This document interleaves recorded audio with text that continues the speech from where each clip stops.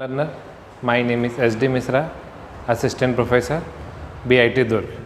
Today we are going to solve a numerical of half wave rectifier.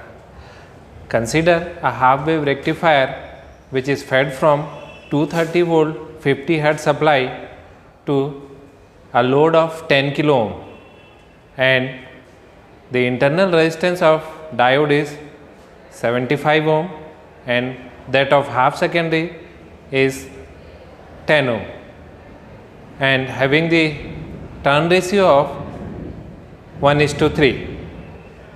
Now from the given data, how we can solve the numerical? Let's see. The given data is 230 volt 50 Hz. Now we have to understand a half wave rectifier is supplied with power of 230 volt. That means 230 volt is given at the primary side, 230 volt, and the frequency is 50 Hz. Now the internal resistance of diode is RF equals to 75 ohm and that of secondary winding resistance RS is 10 ohm, having a load of 10 kilo ohm, that is 1000 ohm, and turn ratio N2 by N1 is 1/3. तो numerical solve करने के लिए आपको ये सब given data provided है. Solve करने के लिए हम लोग जो वर्किंग पढ़ रहे थे, तो वर्किंग में हम लोग जो वोल्टेज यूज़ कर रहे थे वो ये वोल्टेज है Vs equals to VSM sine omega t. इसको अगर आप कैलकुलेट कर लिए, इसके बेस पे पूरा न्यूमेरिकल सॉल्व होगा. तो इसको कैलकुलेट करने के लिए आपको टर्न रेशियो दिया है और यहाँ पे जो वोल्टेज है वो प्रोवाइडेड है विच इज़ 230 वोल्ट. तो अगर हम लोग यहाँ पे वोल्टेज कैलकुलेट कर लें, अब क्योंकि यहाँ पे साइन ओमेगा टी नहीं दिया है, दैट मीन्स वो उसका RMS वैल्यू बता रहा है. तो टर्न रेशियो यूज़ करके यहाँ का वोल्टेज इंड्यूस होकर जब यहाँ पे मिल रहा होगा उसका वैल्यू कैलकुलेट करना है. तो उसका वैल्यू कैलकुलेट करने के लिए फॉर्मूला है VS RMS upon VP RMS equals to N2 by N1 equals to 1/3. ठीक है. ये आप जब ट्रांसफर पढ़ रहे होगे ट्रांसफार्मर, वहाँ पे हम लोग इसको E2 E1 बोल के पढ़ते हैं. वो वही वोल्टेज है, उसका हम लोग साइन ओमेगा टी वाला टर्म नहीं बताते हैं, उसका RMS वैल्यू कैलकुलेट करके वहाँ पे लिखे रहते हैं. और हम लोग हमेशा N2 बाई N1 यूज़ करेंगे क्योंकि टर्न रेशियो यूज़ करते समय 1/3 या 3:1 में प्रॉब्लम होता है. तो N2 बाई N1 मतलब 1/3 करना है, because the transformer used is always a step down transformer. In most of the cases the transformer is step down, so we can easily find that the value will be divided by the number.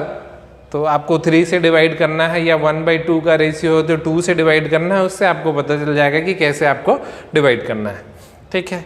तो हम लोगों को VP RMS का value दिया है और turn ratio use करके हम लोग VS RMS कैलकुलेट कर लेंगे. VS RMS equals to 230 divided by 3:1 का रेशियो था. तो ये कैलकुलेट करने से हम लोग को VS RMS मिल जाएगा. चलिए, हम लोग इस वेव को एनालिसिस करते थे. जो हमारा सप्लाई वोल्टेज था VS equals to VSM sine omega t, ये इस वेव का RMS वैल्यू निकाल के बताया है. तो साइन वेव का RMS वैल्यू होता है peak value divided by √2. The RMS value of sine wave is VS RMS, which is the supply voltage is VSM by √2. तो हम लोग इसको यूज़ करके VSM कैलकुलेट कर लेंगे और हम लोग का न्यूमेरिकल सॉल्व होना तभी शुरू हो जाएगा जब हम लोग VSM कैलकुलेट कर लिए.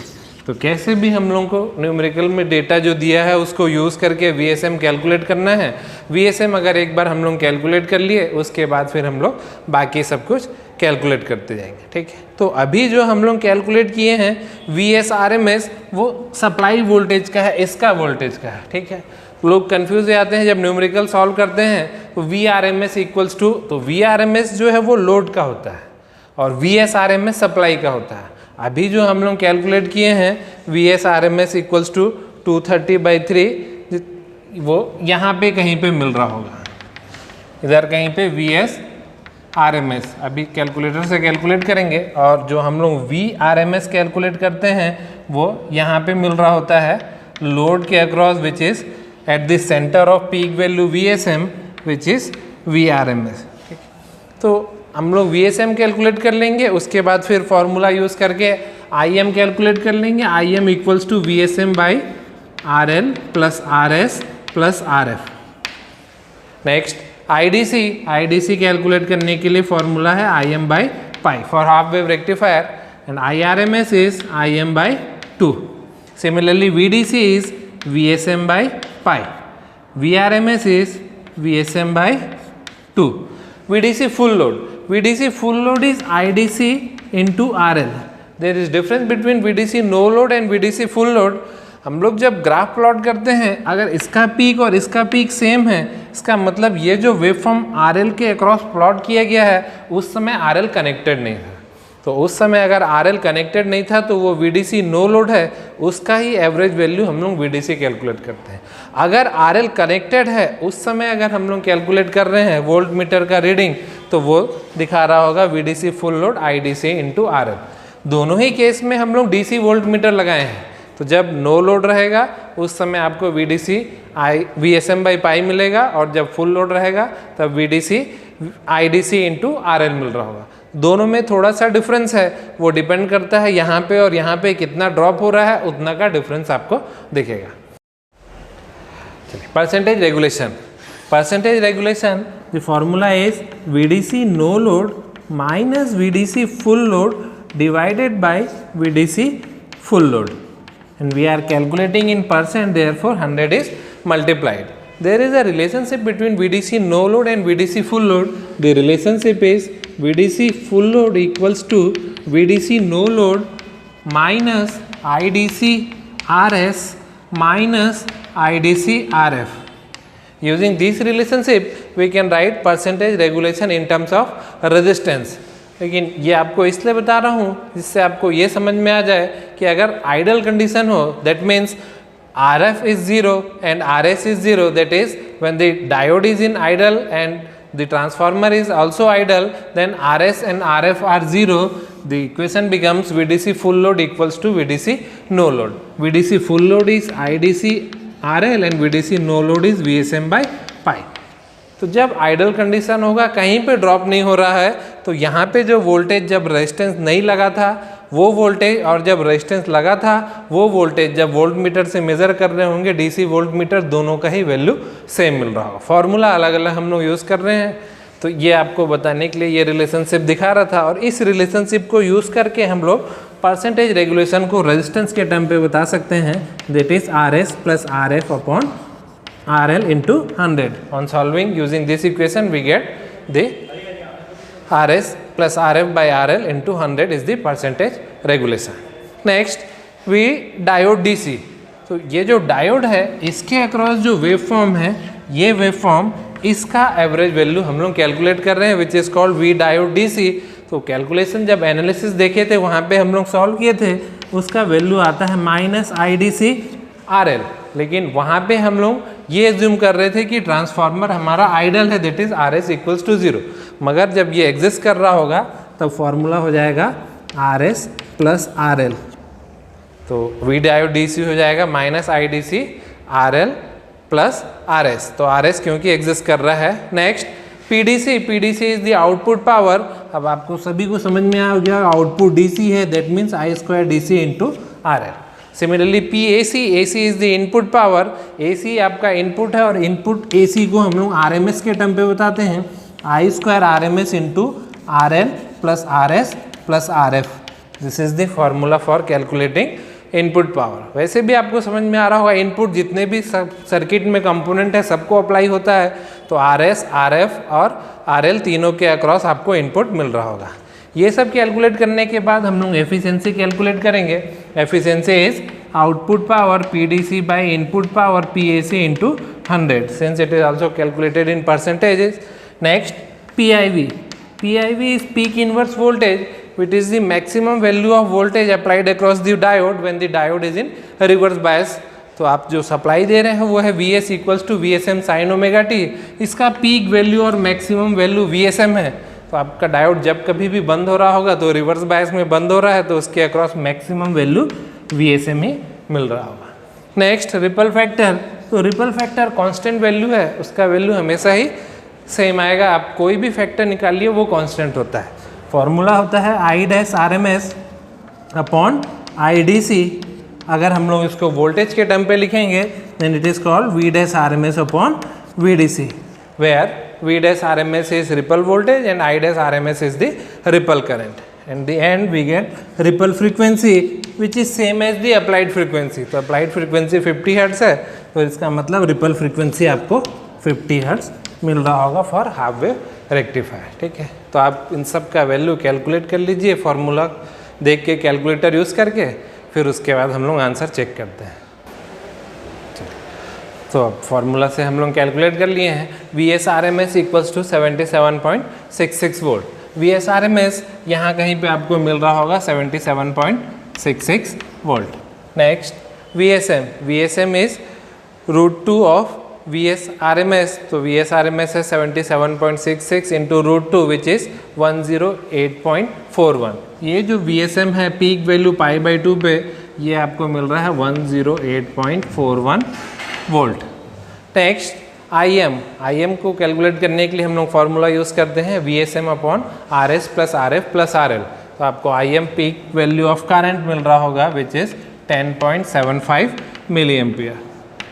Next I D C is I M by pi, that is 0.3 of I M. इधर कहीं पे आपको मिल रहा होगा, यहाँ पे आपको I D C equals to 3.42 milli ampere. Next IRMS which is at the center of this waveform, that means half of IRMS is IM by 2 which is 5.38 milliampere. Next VDC is 34.5 volt। तो इधर कहीं पे आपको मिल रहा होगा VSM आपका है 108.41, इधर नीचे पे कहीं पे आपको मिल रहा होगा VDC 34.2 volt. 34.5 is VDC which is VSM by pi. Next वहाँ पे जो VDC फुल लोड दिख रहा है वो इससे थोड़ा सा कम है, 0.2 वोल्ट का ही डिफरेंस है, क्योंकि यहाँ पे जो RF है वो 75 ओम है और RS 10 ओम है। तो लोड 10 किलो ओम है, तो उसके कंपैरिजन में बहुत कम डिफरेंस है, इसलिए दोनों के बीच में कुछ ज़्यादा डिफरेंस नहीं दिख रहा है। ठीक है, next V R M S यहाँ पे मिल रहा होगा पीक वैल्यू ऑफ जो वी एस एम है उसका आपको हाफ मिल रहा होगा। वी एस एम 108 है, उसका हाफ आपको मिल रहा है V S R M S which is 54.205। तो यहाँ पे आपको वी आर एम एस मिल रहा है। ये जो वी आर एम एस है और यहाँ पे जो V S R M S है, दोनों में डिफरेंस है। V S R M S is peak value divided by √2 और वी आर एम एस हम लोग लोड के अक्रॉस निकालते हैं which is peak value divided by 2। Next percentage regulation, तो 0.81% का ही डिफरेंस है, इसलिए VDC नो लोड और VDC फुल लोड में ज़्यादा डिफरेंस आपको नहीं दिख रहा है। नेक्स्ट वी डायोड DC, इसका वैल्यू माइनस में आएगा, नेगेटिव वैल्यू -34.23। तो ये जो वी डायोड है उसके नीचे यहाँ पे आपको मिल रहा होगा वी डायोड DC, इसका वैल्यू है -34.23 volt. Next output power PDC which is 0.11 watt and input power PAC is 0.29 watt. On using this we get efficiency which is 37.91 and the ripple factor of half wave rectifier is 1.21. It is constant value and PIV is equals to VSM and the ripple voltage is 50. Ripple frequency is 50 Hz, same as applied frequency because the applied frequency is 50 Hz. तो ये numerical solve करने से हम लोगों को ये समझ में आ रहा है कि अगर मैं एक रेक्टिफायर को इनपुट उसका अगर 230 वोल्ट है और स्टेप डाउन ट्रांसफार्मर 3:1 का यूज़ करके मैं एक लोड को DC आउटपुट देना चाह रहा हूँ और वो लोड 10 किलो ओम का है और डायोड का जो कुछ इंटरनल रेजिस्टेंस है वो 10 ओम है, 75 ओम है और जो सेकेंडरी वाइंडिंग का रेजिस्टेंस है 10 ओम है। तो अगर ये सब डेटा आपको दिया है और आप AC एमीटर और DC एमीटर लगा रहे होगे तो IDC और IRMS इतना दिखा रहा होगा, AC और DC वोल्ट मीटर लगा रहे होगे लोड के अक्रॉस तो VRMS VDC इतना दे रहा होगा और उस सिस्टम का एफिशिएंसी इतना आ रहा होगा। तो इस टाइप के न्यूमेरिकल एग्जाम में ज़्यादा आते हैं, बिकॉज हम लोग जो सॉल्व करते हैं वो V S equals to V S M sine omega t है, और इस पे ही हम लोग पूरा न्यूमेरिकल और डेरिवेशन सॉल्व करते हैं। लेकिन जब वो डेटा प्राइमरी साइड पे दे देता है तो टर्न रेशियो यूज़ करके हम लोगों को सेकेंडरी साइड पे वोल्टेज निकालना होता है, इसलिए इस टाइप के न्यूमेरिकल ज़्यादा आते हैं। ठीक है, आंसर चेक कर लीजिए आप लोग। Thank you.